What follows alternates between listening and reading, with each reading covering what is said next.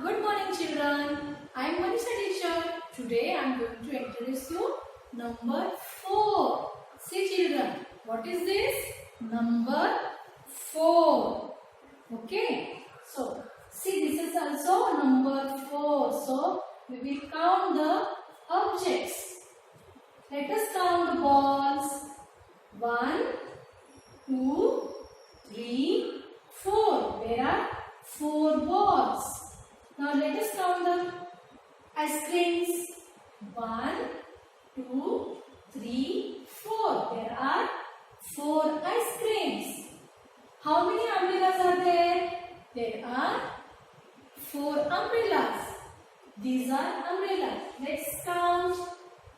1, 2, 3, 4. How many umbrellas? 4 umbrellas. Yes, children. So, I have more examples related number 4. See, there are 4 glasses. Let's count. 1, 2, 3, 4. There are 4 glasses. See, I have 4 chalks. Can you see? So, let's count. 1, 2, 3 and 4.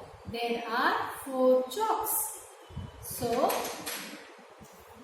this is number 4. Slanting line, sleeping line, standing line. Number 4. So, you all children practice this at home and take care. Bye. See you.